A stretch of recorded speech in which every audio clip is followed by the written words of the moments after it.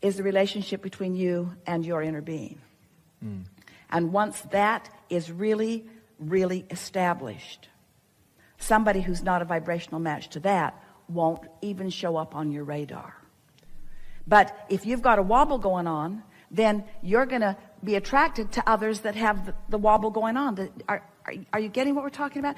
When you are really in alignment with who you are, only those who are really in alignment with who they are will come into your radar. But if you're sort of wobbling all over the place, then you've got a wider range of those that are going to be attracted to you and you to them. Well, the thing is that she's into going to church and praying to God, and you know, I believe in God, and I actually communicate with angels too. And I guess that's even another thing too, is there, you know, is there angels up there? You know, and I feel like they communicate through me. And now we've changed the subject? I guess because she saw the angel cards in my home. That was why. And that freaked her out? It freaked her out, yeah. She likes devil cards? I don't exactly. It really boggled my mind. And she goes to church and prays to God. I really like you and I like the roses, but there's far too much well-being around you for me. You're just surrounded by well-being. I can't take that. My point. I like my men to beat me. I know. Well, we're just exaggerating. We're just pointing out the absurdity of someone being freaked out by angel cards. Yeah. Or by positive emotion, or by someone who's appreciating them. In other words, but what we really want to say is, why is it necessary? This may be the most important question that anyone has ever asked anyone, and we're asking you. Why does it matter why something isn't a match when there are so many matches? Right. And I truly believe that, because But let's stay there for just a minute, because the tendency is to try to figure out why this wasn't a match. That's like asking somebody why they don't want to eat peas. Mark won't eat peas. He won't eat peas. And Esther takes him to a restaurant in Del Mar where they make the most unbelievable fresh green pea soup. Not split pea, fresh green soup. It is the best thing Esther has ever put in her mouth, and she cannot get Mark to even touch it to his lips.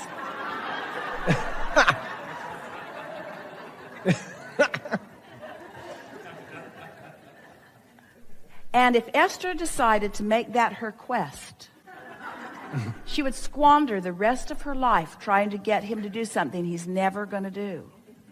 In other words, and why make something important? Why make something important that isn't matching? There are millions of other things where Mark matches in all of this, but the pea thing has really got Esther worried. She plotted how she was going to introduce him to peace. She was going to put something on something that he liked. You think we're kidding? We're not kidding about this. In other words, we're not kidding about it in this. We're not kidding about this concept in this sense. The path of least resistance. What does that sound like to you? The path of least resistance. The path of least resistance. Not the path of proving myself. Not the path of figuring out why somebody doesn't like me. Not the path of understanding what went wrong. The path of least resistance. The path of least resistance. The path of least resistance.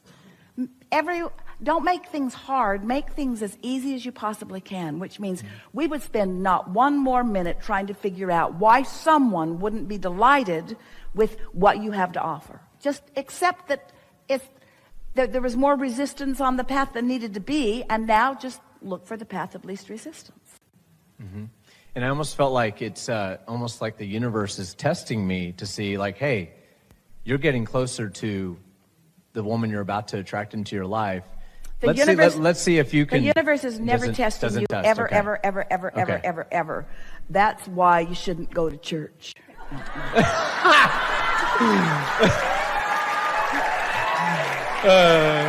There you go. That makes sense. You should go to church. That's the part that they've got the most wrong. Okay. That's the part they've got the most wrong. The universe is not testing you. The universe is yielding to you evidence of where you are vibrationally. Okay. How else you going to know? Right. And so when something begins to manifest and it doesn't feel right, don't try to make it righter. Just step back into the less wobble-free zone. I gave gratitude, though, when that happened, because I just was like, okay, good. I'm glad that happened, because that was my clarifying experience. And okay. What is the clarification that came to you? The clarification came to me that person, since I'm vibrating with that connection, that means that connection is about to come even faster.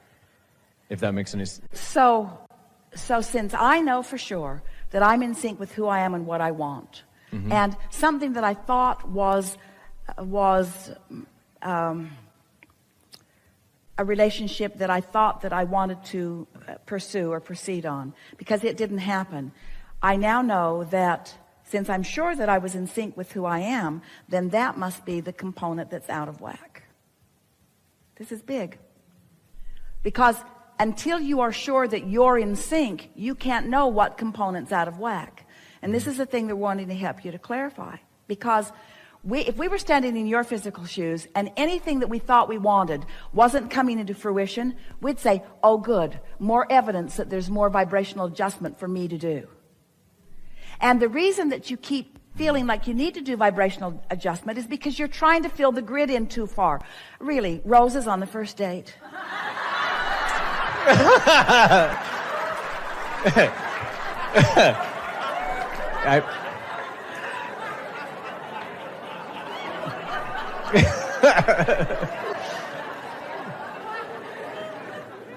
In other words, what you want is just going to flow right to you. You don't have to try so hard. You don't have to try so hard. When you get in sync with who you are and what you are looking for in a relationship, it is our promise to you that another, and there are many who fit the vibrational equivalent, will flow easily and effortlessly into your experience. And that's what you're looking for. You're looking for the next logical step, not the next challenge, not the next thing to conquer or overcome. You're just looking for the next logical step. It will always come in a steady path, a steady trail of circumstances and events, leading you to where you want to be, but leading you to where you are right now wanting to be, where you are right now wanting to be, where you are right now wanting to be, where you are right now wanting to be. So what you're saying is that I'm getting closer to it? There's just an element? Okay. Well, your question is sort of giving you away. Because your question is amplifying the fact that you're sort of writhing in the discord of not being there. And you can't be writhing in the discord of not being where you want to be and shorten it. You've got to be happy where you are. Right. And that worries people, because they say, oh yeah, Abraham just wants us to be happy where we are and have this vibrational vortex of attraction. They don't care if what we want ever comes to us. We do care. We want full manifestation. We want you to have everything that you want. We just know that you can't get to what you want from the place of feeling angst about it not yet being there. You have to just chill out and know it's coming, and take pleasure in the knowledge that it's coming. Take pleasure in the data that you're collecting and in the emotions that you're feeling. This is such an important conversation to have, because there is this gap between what you've created and what you've let in. It's there a lot, isn't it? The money you want, the houses you want, the dream jobs you want, the dream relationships you want. In other words, there are all kinds of things that you want that are still in the process of becoming. And as long as there is this gap where your attention is upon the absence of them instead of upon the progress of them. So the emotion about it is progress if you feel good. Right. If you feel lonely, that's not telling you that you're moving toward what you want, but that you're pulling away from what you want. So it's the progress, it's the feeling of positive progress. That's why we have so many conversations with so many of you, wanting to find ways to help you understand how it is that you create your own reality. What turns thoughts to things? What does that? How do you create your own reality? Well, you think your way into being. Well, that feels vague, Abraham. Please explain it to me more. Okay. We'll write another book and another book and another book. We'll keep telling you how it is. You think thoughts and you create a vibrational reality, and then you've got to find some way of making peace with the vibrational reality that you've created, which means you can't long for what's in there that you don't have. You have to be happy about what's in there that hasn't manifested yet. You have to be trusting that what's in there will show itself to you in its fullness. You have to be satisfied with the setup. You have to be pleased with the nuggets along the way. You have to be proud of yourself for feeling your emotions. You have to know for sure that it is coming. More important, that you are coming to it. You have to know that you're on the trail. You have to take delight in the trail. You have to be so happy about the journey that you're not upset that you haven't completed the destination, because you will never complete the destination. That's why so many relationships are good in the beginning and then they're not good anymore. It's because you got there and you stopped going there. You got to keep going there. You got to keep going to the new things that the relationship keeps showing you that it can be. A relationship is dynamic. You are dynamic. Your relationship with your desires is dynamic. Life is dynamic. It will never stand still, you see. So you want to be happy that you want this experience, that you want it. You want to be happy that that wasn't it and it's still coming. You want to be happy that it didn't go away. It's still there. You want to be happy that you're clear, even more clear now about what you want than you were before. You want to be happy that the universe knows really who you are even better than you do. You want to be happy that the universe is giving you an opportunity to figure out who you are so that the universe doesn't give you who you are. That's the best part of all of this. Great.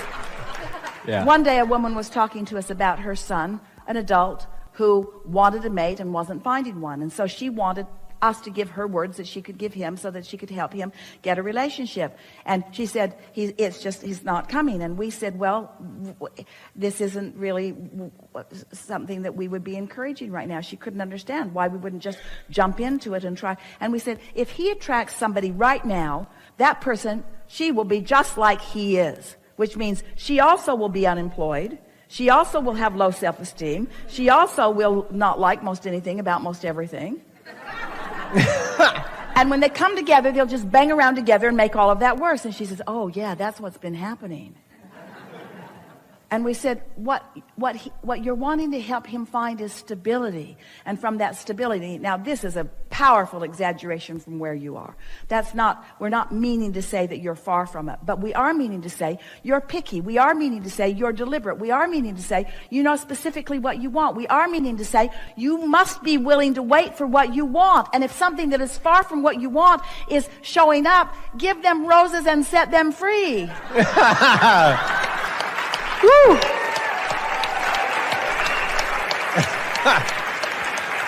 That's great. Because it is a sure thing that what you want, it's all key. And that freaks people out. They say, oh, Abraham wants us to enjoy the journey because we're never going to get to where we're going, so they want us to be happy with the journey. That's not what we're saying at all. If you are enjoying the journey, you're always where you want to be. And every step along the way of it will be delicious as it is unfolding, you see. You're always where you want to be. And life isn't about out there. Life isn't about later. Life isn't about when she comes. Life isn't about when he comes. Life isn't about when that happens and that happens. Life is right now. How you doing? It's right now. How you doing? How well have you practiced it? How you doing now? How you doing now? How you doing now? I'm happy now. Alignment. I'm eager now. I like that. I like that. I like that. I like that. I'm wobble free now. Happy now. I'm eager now. I'm interested now. I'm appreciative now. I'm happy now. Yeah. I'm wobbling less. Thank you.